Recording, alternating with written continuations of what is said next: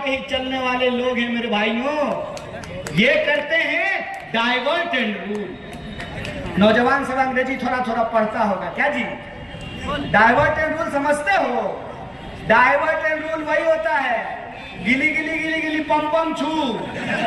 इधर आप हाथ देखिएगा, उधर डब्बा गाय। दिन भर टीवी आप खोल करके देख लीजिए, एक बार भी नहीं दिखाता है कि सिलेंडर 1200 में मिल रहा है, एक बार नहीं दिखाता है कि प्याज 100 रुपये किलो मिल रहा है, एक बार चर्चा नहीं होती है कि टमाटर 200 रुपये किलो मिला है, एक बार इस पे बहस नहीं हुई कि नींबू 80 रुपये किलो बिक रहा था, एक बार इस बात की जानकारी नहीं दी जाती है कि 45 साल में देश में सबसे ज्यादा बेरोजगारी हो चुकी है। आपको सुनकर के आश्चर्य होगा कि सिर्फ किसान आत्महत्या नहीं कर रहे हैं, कर्जे में डूब करके सिर्फ किसान आत्महत्या नहीं कर रहे हैं, जो गरीब किसान के बच्चे हैं, हर 1 घंटे से कम समय में इस देश में एक जवान आत्महत्या करने को दिवस है। आए दिन महिलाओं के ऊपर अत्याचार होते रहता है। तो ये सवाल हमारे मन में होना चाहिए ना कि हमारा मुद्दा क्या है। अगर हम किसान हैं तो हमारा मुद्दा है कि हमको सही फसल का दाम मिलना चाहिए। खाद लेने के लिए लाइन लगा हो, मतलब क्या हो गया है? अगर हम गरीब हैं तो पहले पैदा होने के लिए लाइन में लगना है, फिर जीवन जीने के लिए लाइन में लगना है, और फिर जब मर जाए तो संस्कार होने के लिए लाइन में लगना है। यही हो रहा है ना। कभी नोट बदलने के लिए लाइन में लगवा देते हैं, कभी टीका लेने के लिए लाइन में लगवा देते हैं, कभी सिलेंडर लेने के लिए लाइन में लगवा देते हैं, और आजकल किसान खाद लेने के लिए लाइन में लगा हुआ है। लगा हुआ है नहीं लगा हुआ है? बोलिए, हम झूठ बोल रहे हैं? तो आपका मुद्दा यह है कि आपको आपके फसल का दाम मिलना चाहिए, आपको सही समय पे खाद और बीज मिलना चाहिए। जो लोग सरकारी नौकरी करते हैं उनको भी तो सुरक्षा की जरूरत है। आप बन जाइएगा दिनेश भाई, तो ये वादा कीजिए कि अगर आप एमएलए बन जाएंगे तो आपको जीवन भर पेंशन मिलेगा। तो आप देश की सेवा करेंगे एमएलए बन करके तो आपको पेंशन मिलेगा, और ये सेना की नौकरी कर रहे हैं, ये देश की सेवा कर रहे हैं, तो इनको पेंशन क्यों नहीं मिलेगा? ये सवाल है कि नहीं? तो कहते हैं कि खजाना में पैसा नहीं है। हाय रे चचा जान, खजाना में पैसा नहीं है तो 20,000 करोड़ का पार्लियामेंट बनाने का क्या जरूरत है? एमपी एमएलए को पेंशन मिलेगा और मास्टर जी को पेंशन नहीं मिलेगा, कांस्टेबल की नौकरी करने वाले को पेंशन नहीं मिलेगा, सरकारी विभागों में काम करने वाले को पेंशन नहीं मिलेगा। तो मैं कहना यह चाहता हूं कि जैसे वो अपने भविष्य के बारे में सोच रहे हैं, हमको अपने भविष्य के बारे में सोचना पड़ेगा। इस देश के आम आवाम को अपने भविष्य के बारे में सोचना पड़ेगा। और उनका भविष्य क्या है? उनका भविष्य ये है कि उनके लिए रोजी रोजगार की व्यवस्था हो, उनके लिए पढ़ने लिखने की व्यवस्था हो। अगर हमारी सरकार कह रही है, हमारी पार्टी कह रही है कि हम मध्य प्रदेश में आएंगे तो ओल्ड पेंशन स्कीम लागू करेंगे। और यहां एक बात मैं आपको कह दूं, ये राहुल गांधी हैं, ये राहुल गांधी हैं। आज के डेट में कांग्रेस का चेहरा एक ऐसा व्यक्ति है जो उतनी ही बात करता है जितनी बात वो पूरा कर सकता है। अगर वो कह रहे हैं कि मध्य प्रदेश में ओल्ड पेंशन लागू होगा तो मध्य प्रदेश में ओल्ड पेंशन लागू होगा, इस बात को कोई खारिज नहीं कर सकता है। अगर हम कह रहे हैं किया है, उस कलंक को मिटाने का काम आप लोगों को करना पड़ेगा। बोलिए, करेंगे कि नहीं करेंगे? अगर आप करेंगे तो एक आखिरी बात बोल करके अपनी बात को खत्म करूंगा। जब नदी पार करना हो ना तो मन में कोई संदेह नहीं होना चाहिए। सड़क पार करते हुए अगर मन में संदेह रखिएगा ना तो दुर्घटना हो जाती है। जो लोग भाजपा को रखना चाहते हैं, कितना भी अपमान किया हो भाजपा ने, हमारे है कहावत कहा जाती है, बाबू केना रहे छी लायक मुका खाए छी भने रहे छी। कहने का मतलब यह है कि बाबू कैसे रहते हैं? बोला कि लायक जूता खाते हैं, ठीके रहते हैं। तो उनके लिए तो कुछ नहीं कहना है, लेकिन जो लोग परिवर्तन करना चाहते हैं उनसे हम यही कहना चाहते हैं, फिर ये चुनाव एक व्यक्ति का चुनाव नहीं है, फिर ये चुनाव एक दल का चुनाव नहीं है, फिर ये चुनाव एक सिंबल का चुनाव नहीं है। यह चुनाव आपके अपने सवाल का, आपके अपने काम का और आपके आत्मसम्मान का चुनाव है। इस बात को याद रखिएगा, आपको इनकार नहीं करेगा। आज जो मध्य प्रदेश का चुनाव हो रहा है, इस चुनाव में मध्य प्रदेश की एक एक जनता को, मुरैना, भिंड, ग्वालियर, चंबल संभाग की एक एक जनता को अपने अपमान का बदला लेना है। इस बात को याद रखिएगा। और अपमान क्या होता है? अपमान ये होता है, यहां माताएं बैठी हुई हैं, माता जी रोटी पकाती हैं ना, और रोटी को समय पे नहीं पलटते हैं तो रोटी जल जाता है, नहीं जल जाता है। और रोटी पकाने का गणित क्या है? ना पहले पलटिए ना बाद में पलटिए। मध्य प्रदेश की जनता ने बिल्कुल सही समय पे सरकार पलट दी थी। बोलिए, पलटी थी कि नहीं पलटी थी? मध्य प्रदेश की जनता ने, भाजपा को तो अब समझ में आ रहा है कि शिवराज नहीं चलेंगे। नहीं, देखे हैं, हमको तो कई बार दया भी आती है सच में उनको, सच बोल रहे हैं। मतलब दया इसलिए आती है कि चलिए कुछ भी हो, शिवराज जी कई साल दिए मध्य प्रदेश को, अपनी पूरी जिंदगी दे दी, तो उनको पोस्टर से गायब कर दिया है। आजकल जय शाह के पप्पा घूम रहे हैं ग्वालियर, जानते नहीं उनको? कौन है जय शाह के पप्पा? गृह मंत्री भी हैं। और जो है, जो बाल बच्चा है भाजपा के नेता का, करके हमको मुख्यमंत्री या प्रधानमंत्री भी नहीं बनना है। पिछली बार चुनाव में बीजेपी हार गई थी, तो मध्य प्रदेश की जनता ने जिस सरकार को हरा दिया, वो सरकार आखिर सरकार कैसे बना पाए? तो जहां वोट से काम नहीं होता है ना, वहां नोट से काम होता है। तो किसी के पास अगर नोट है तो वो चुनी हुई सरकार को खरीद करके आपके वोट का अपमान कर रहा है कि नहीं कर रहा है, ये हमको समझा दीजिए।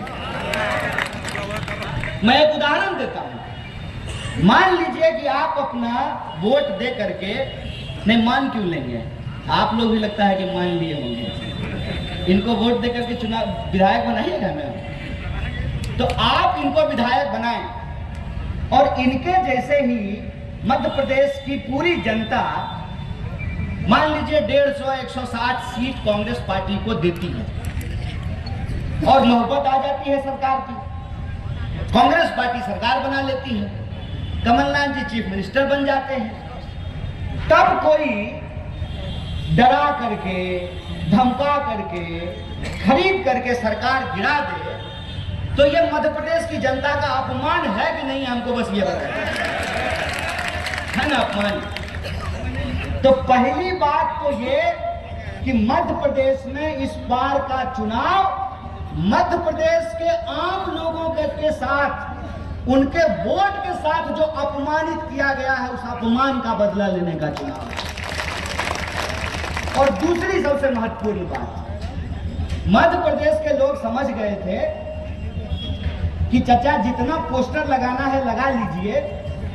सच बात यह है कि आप मध्य प्रदेश के लोगों के लिए कोई काम नहीं किए। जैसा मैंने आपको कहा कि अगर हम खाए पिए परिवार से हैं तो हमारे शरीर से पता चलेगा कि हम खाए पिए हैं।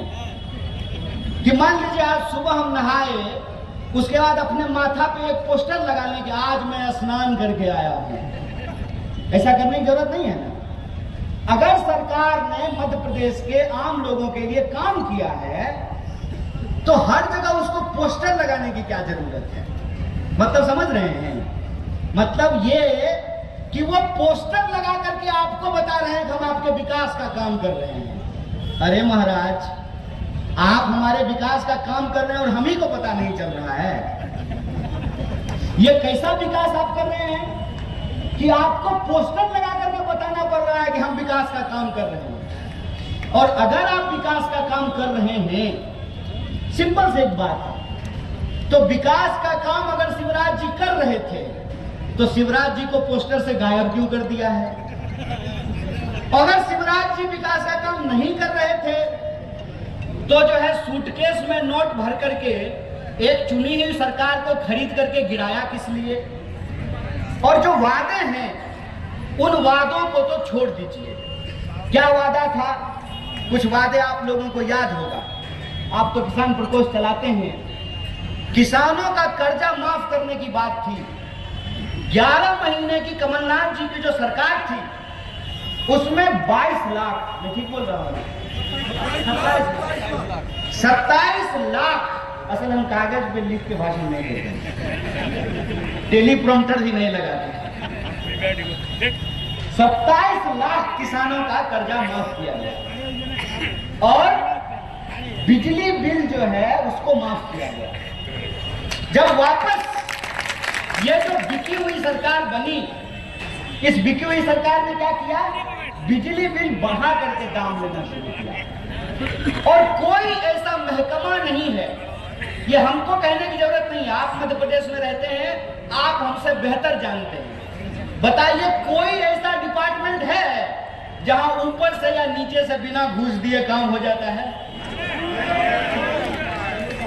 और इधर नौजवान सब खड़ा है, इधर ये जो मंच है ये इतना खूबसूरत मंच है कि इस मंच पे स्वामी जी भी हैं, किसान भी हैं, जवान भी हैं, सेना के लोग भी यहाँ खड़े हैं। साहब मैं आपको बता दूं, मेरे परिवार से 16 लोग बेंच की नौकरी करते हैं, 16 लोग। और हम जानते हैं कि आम परिवारों के लोगों की स्थिति क्या है। स्थिति ये है कि कहीं नौकरी मिल जाए, कोई काम मिल जाए तो हम चाहते हैं कि वो काम हमको मिले, हम नौकरी करें। काम की हालत ये बना दी गई है कि पहले तो भर्ती नहीं आती है, भर्ती आती है तो एग्जाम नहीं होता है, एग्जाम हो जाता है तो रिजल्ट पैसा लेकर के निकाला जाता है। अभी पटवारी घोटाला हुआ है नहीं हुआ है? और साहब आप जब नौकरी किए थे तो आपको पूरी नौकरी थी। ये जब एमएलए बनेंगे धीरज भाई, दिनेश भाई, तो ये बनेंगे 5 साल के लिए। इधर जो जवान सब खड़ा है ना, दोस्त जानते हो, एमपी बनेगा 5 साल के लिए, हम फौज का नौकरी करने के लिए 4 साल के लिए जाएंगे। बोलो ये बेईमानी है कि नहीं है? मैं सबसे पहले मुरैना की पवित्र मिट्टी को नमन करता हूँ, प्रणाम करता हूँ। पसीने की कमाई से अपने परिवार का भरण पोषण करने वाले मुरैना के और इस इलाके के एक एक नागरिकों को क्रांतिकारी जय भीम प्रेस करता हूँ, उनका क्रांतिकारी अभिनंदन करता हूँ। दोस्तों, मैं आपसे 2-4 सीधी बात करना चाहता हूँ, क्योंकि चुनाव का वक्त है और चुनाव एक ऐसा वक्त होता है कि जिसमें हर कोई अपने बारे में अच्छी ही बात करता है। कोई नहीं कहता है कि हमारा दही खट्टा है, हर कोई कहता है कि हमारा दही मीठा है। तो इस बात की चिंता आप मत कीजिएगा कि हम आपके सामने भारतीय राष्ट्रीय कांग्रेस और हमारे भारतीय राष्ट्रीय कांग्रेस के एक साधारण कार्यकर्ता से होते हुए किसान प्रकोष्ठ का अध्यक्ष बनने वाले भाई धीरज, जो हमारे दिनेश गुर्जर जी हैं, इनके प्रशंसा और तारीफ में मैं कोई बात नहीं कहूंगा। वो बात मैं इसलिए नहीं कहूंगा कि कहते हैं हाथ कंगन को आरसी क्या और पढ़े लिखे को फारसी क्या। मतलब अगर हम कपड़ा पहने हुए हैं तो सबको दिख रहा है ना, हम कपड़ा पहने तो सबको दिख रहा है। अगर ये आपके ही बीच के हैं, ये अगर आपके बेटे के समान हैं, ये अगर आपके बीच में रहते हैं तो हमसे ज्यादा ना आप इनको जानते हैं। है कि नहीं है? अब आप ही बताइए कि कोई दिल्ली से चल करके, बेंगलोर से चल के, कलकत्ता से चल के, हेलीकॉप्टर लेकर के, उड़न खटोला लेकर के आपके बीच में आए और आपको ये समझाने की कोशिश करे कि मुरैना के लिए क्या अच्छा है, मुरैना के लिए क्या बुरा है, तो आपको मन में यह बात नहीं होगा कि जुम्मा 8 दिन पैदा हुए हो और मुरैना के लोगों को समझा रहे हो। अरे जो लोग मुरैना में रहते हैं, जो लोग ग्वालियर में पैदा हुए हैं, जो चंबल के इस इलाके में जिनकी पीढ़ियों ने अपनी जिंदगी गंवा दी है, उनके बारे में तो हम सिर्फ एक बात जानते हैं कि इस इलाके में लड़ाकू पैदा होते हैं, बिकाऊ नहीं पैदा होते हैं। हम ये बात जानते हैं। हम तो यहाँ सिर्फ इस बात के लिए आए हैं कि किस इंसान ने, किस पार्टी ने बागियों की इस धरती को, नाम को कलंकित करने का काम किया है, हम उससे आंख मिला करके सवाल पूछने के लिए आए हैं। हम तो सिर्फ ये जानने समझने के लिए आए हैं कि जिस इलाके के बारे में कहा जाता था कि साहब डकैत तो संसद में होते हैं, हमारे इलाके में बागी पैदा होते हैं, उस इलाके के भीतर दौलत की खनक इतनी मजबूत कैसे हो गई? उस इलाके के भीतर किसी पार्टी ने इतना कैसे नफरत फैला दिया कि आपस के लोग ही एक दूसरे को संदेह की नजर से देखने लगे। विकास का ऐसा कौन सा सपना दिखाया गया कि आंख के सामने होने वाले विनाश को नहीं देख पा रही है? मैंने आपको कहा, मैं आपसे सीधी बात करना चाहता हूं, मुझे बकवास करने की आदत नहीं है, और सच बोलने के लिए किसी लाग लपेट की जरूरत नहीं होती है।